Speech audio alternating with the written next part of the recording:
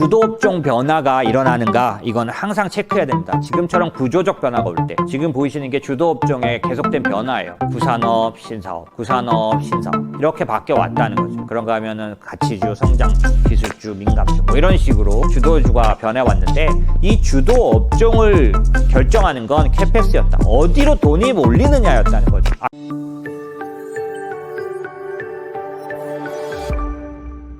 자, 그 다음에 세 번째는 인프라 투자입니다. 이거는 아무리 강조해도 부족함이 없습니다. 특별히 좀 자세히 다뤄야 되는데 제가 보니까 시간도 별로 없고 내년도부터 해서 차례차례 좀 자세히 다루는 게 필요할 것 같습니다. 인프라 투자는 굉장히 중요하다. 반도체 관련해서도 인프라 투자가 먼저 선행되죠. 하나 특기할 만한 사항이 있습니다. 여러분에게 말씀드린 사항인데, 자본재 업종이 4분기의 주도 업종, 이번 4분기를 말합니다. 이번 4분기 때 수익률을 보면 EPS 상승률과 그 다음에 주가 상승률을 봐도 거의 1등은 에너지, 뭐 자타 공인하는 에너지가 1등입니다. 그런데 특이한 건 자본재가 그 뒤를 따르고 있다는 거예요. 거의 에너지와 같은 정도의 상승률과 실적 상승률을 갖고 있다는 거예요. 이게 특이한 겁니다. 왜냐하면 자본재는 매우 무거운 업종이에요. 그런데 이 와중에 에너지를 따르다, 왜냐하면 에너지는 독특한 구조가 갖고 있잖아요. 그럴만 하잖아요. 저렇게 수익이 날 수 있을 실적이 좋을 수밖에 없지 않습니까? 유가가 25불에서 130불 까지 가고, 당연히 그럴 수밖에 없지 않아요. 그리고 떨어져서 지금 70불인데 마구 폭락한 게 70불이니까 당연히 실적이 대단하죠. 그런데 자본재는 뭐냐는,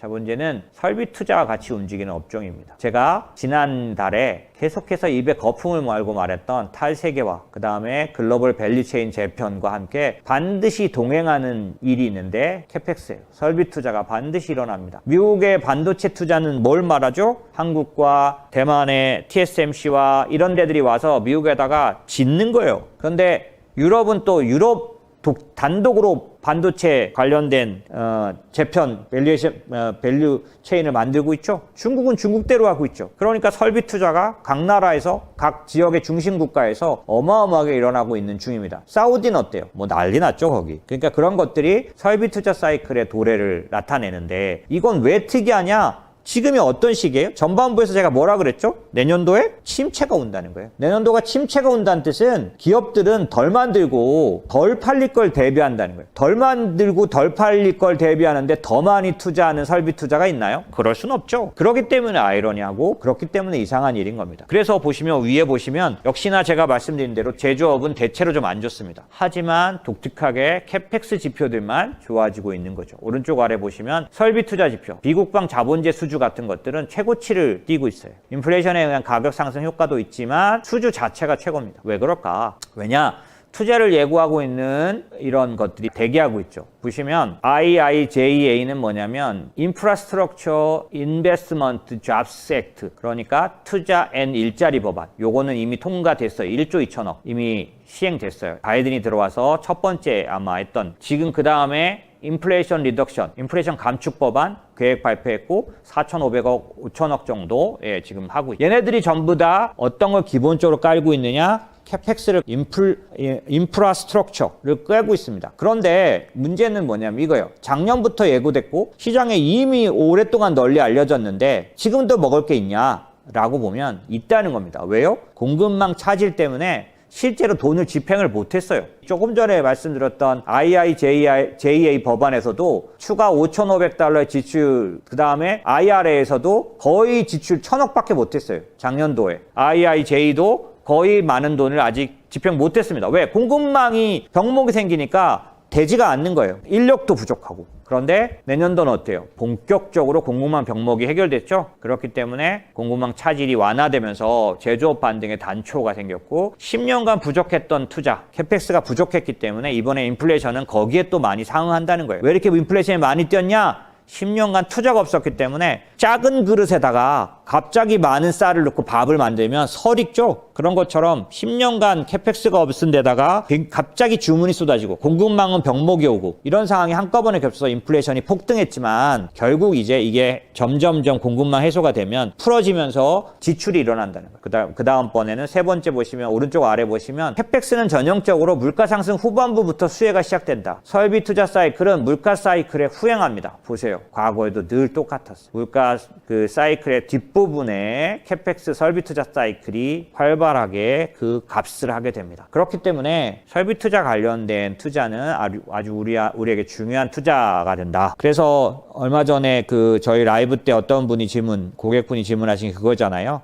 인프라 관련된 투자가 수익이 꽤 나 있는데 그거 어떻게 리밸런싱 해야 되냐라고 말씀하셨는데, 제가 말씀드린 것처럼 이런 사이클이 대기하고 있기 때문에 리밸런싱해서 그거를 바꾸지 않습니다. 그래서 그런 부분들을 이제 고려해야 한다. 주도업종 변화가 일어나는가, 이거는 항상 체크해야 됩니다. 지금처럼 구조적 변화가 올 때, 지금 보이시는 게 주도업종의 계속된 변화예요. 구산업, 신사업, 구산업, 신사업 이렇게 바뀌어 왔다는 거죠. 그런가 하면은 가치주, 성장, 기술주, 민감주 뭐 이런 식으로 이 주도주가 변해왔는데, 이 주도 업종을 결정하는 건 캐펙스였다. 어디로 돈이 몰리느냐였다는 거죠. 아까 제가 듀얼 유즈 테크라는 거 말했잖아요. 바로 그래서 기술 산업에 돈이 안 들어간다고 하는 사람들의 생각이 틀렸다는 겁니다. 그런 측면에서 성장주는 죽고 가치주는 산다, 이런 얘기 틀렸다는 겁니다. 이제는 가치주, 성장주 구별이 달라요. 이제 왜 가치주들이 기본적으로 가졌던 그런 특징들이 있는데, 그게 뭐냐면 가치주는 경기가 좋을 때 좋습니다. 경기가 지금 좋나요? 그렇지는 않아요. 그렇기 때문에 가치주만 부두르짖는 사람들도 모순이 있습니다. 또 성장주는 금리가 높아서, 맞죠? 지금 금리가 높습니다. 그런데 금리가 이제 위로 움직이나요? 아래로 움직이죠. 그 다음에 조금 전에 말씀드린 글로벌 밸류체인 재편이라든지 탈세계와 블록화는 기본적으로 기술의 투자를 전제로 합니다. 그런 의미에서 주도 업종에 대한 생각을 바꿔야 한다 라는 거죠. 자, 그 다음에 저희가 인도를 꾸준히 투자했습니다. 2019년도에 인도를 처음 추천하기 시작해서 지금까지 인도를 꾸준히 투자해 왔어요. 그런데 왜 여기 이 시점에서 또 인도냐라고 하면, 인도는 올해 보세요. 압도적인 초과 수익률. 올해 좋았잖아요. 그렇죠? 근데 올해 좋아서 그러냐? 그게 아니고요. 공급망 재편의 주인공이 될 가능성이 충분히 있는 국가예요. 그래서 내년도 신흥국을 편입하는 그 편입 시기 이전에 인도는 편입할 수 있다. 저희는 연금에서도 인도를 투자하죠. 왜냐하면 장기 성장 스토리가 아주 강력합니다. 그래서 그런지 보시는 것처럼 주가가, 인도는 저희를 실망시키지는 않았어요. 중간에 코로나 때 제일 많이 떨어진 국가 중에 하나였는데 난데없이 치고 올라와서 올해까지 그냥 잘 선방해서 괜찮은 그런 수익률을 냈는데, 이유가 뭐냐? 장기 성장 스토리가 풍부하다는 거죠. 중국의 속도보다 더 빠르게. 그래서 10년 뒤 차이나가 될 수 있다고 2019년도에 제가 설명하면서 인도를 추천했죠. 차기, 넥스트 중국이다 라고 했는데, 역시나 성장 스토리도 지금 그 성장 스토리를 새로 써가고 있죠. 보십시오. 성장률이 중국의 25%까지 따라왔어요. 이런 것들이 기본적으로 좋고, 그 다음에 미국의 IP, 그러니까 인도, 태평양, 여기서 인도를 넣죠.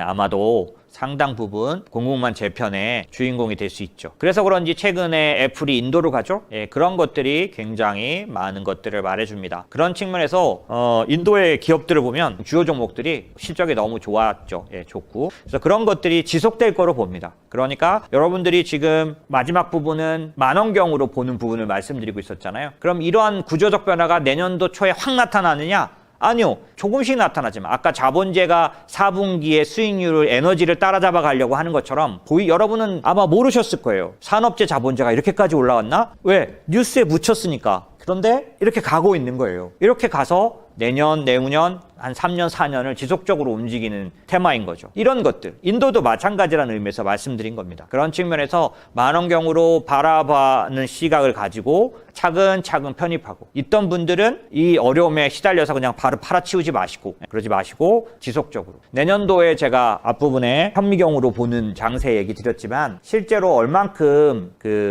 침체에 의한 조정을 할지 모르겠습니다. 여기서 침체 조정은 현재 지금 월가의 가장 시끌시끌한 얘기들 중에 첫 번째 뭐냐?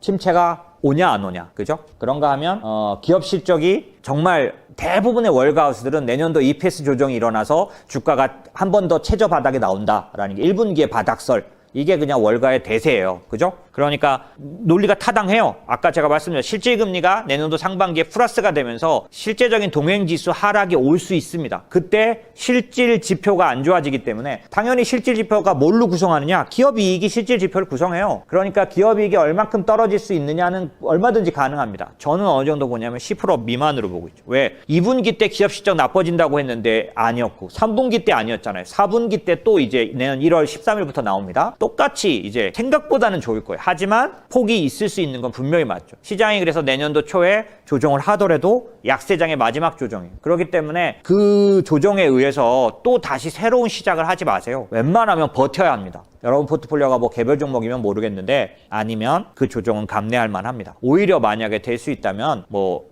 추가 투자를 하든지 그런 것들은 그 뒤에 하시면 되죠. 제 생각에는. 그런데 실제 종목 바닥은 지났어요, 이미. 저희가 보고 있는 종목들은 내려오긴 자꾸 내려오는데 이전의 가격은 안 갑니다. 그런 측면에서 확 올라가지 못해서 그렇지 팔아가지고 다시 살 정도 그런 건 잘 안 나온다. 다만 업종 교체 그런 것들을 할 수는 있을 것 같아요. 그렇게 시장을 보시는 게 제가 보기엔 좋을 것 같고요. 내년도 관련해서는 많은 얘기들이 있습니다.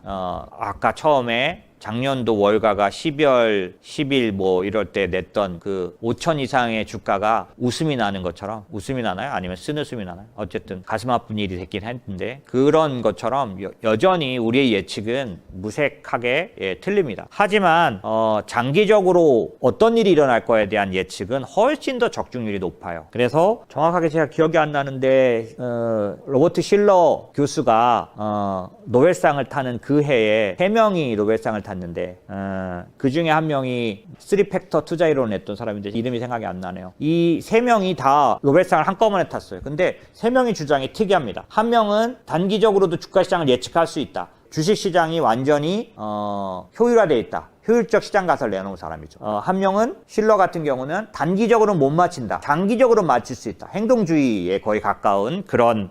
한 명은 어떤 쪽이냐면 숫자로 경제학을 하는 쪽이에요. 이 세 사람이 한 번에 노벨상을 탔어요. 이유가 뭐냐면 저는 그렇게 정리한 거죠. 주식은 단기적으로는 못 맞힌다. 그러나 장기적으로는 굉장히 근접하게 맞힐 수 있다는 거죠. 숫자도 마찬가지. 숫자적으로 검증이 가능은 한데 그게 단기적으로는 뭐 기술적, 테크니션처럼 말하는 기술적 지표를 말하는 그런 숫자가 아니에요. 어찌됐든 그래서 여러분들에게 제가 가끔씩 말씀드렸던 거 뭐냐면 처음부터 개별 종목 투자는 옳지 않다. 우선 간접 투자로 시작하는 게 좋고 오랫동안 투자를 좀 해서 어느 정도 어떤 전문성이 좀 생기고 실질적인 지식이 있으면 그때 개별 종목을 해라라고 말할 때 그러면 나는 시작할 때 수익률이 낮아야 된다는 뜻이냐? 그게 아니라 의외로 섹터 투자는 많은 걸 알지 않아도 적중률이 높고 대신 수익률도 꽤 개별 종목보다는 못하지만 일반 그냥 단순하게 자산 배분 펀드 투자보다는 훨씬 더 높기 때문에 제가 적극적으로 투자하는 건 섹터 투자, 산업을 투자해라. 근데 산업을 맞히는 건 굉장히 적중률이 높습니다. 오늘도 제가 말씀드린 것들을 보면 전체적으로 구조 변화 속에서 어떤 섹터를 투자해야 되느냐의 방향으로 계속 가고 있죠.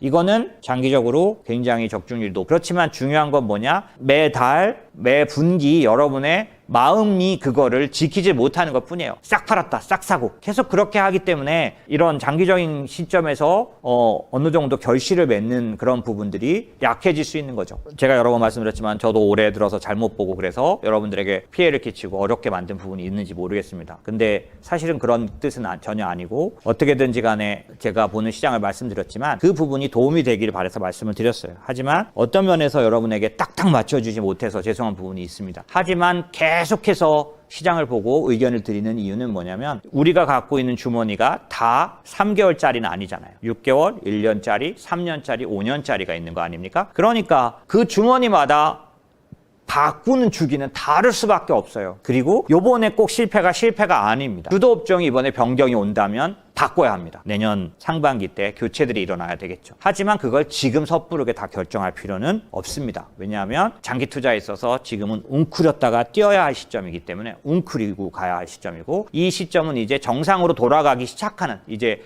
내년도 초가 되면 정상으로 돌아가는 시점으로 돌아가게 될 테니까 기본적으로는 너무 빠른 속도로 수익을 내기 위해서 싹 팔고 싹 사는 것보다는 미적거리는 것과 편히 정상화되는 시장에 합류하는 것이 또 그런 판단을 하는 것이 훨씬 더 좋다고 보여집니다.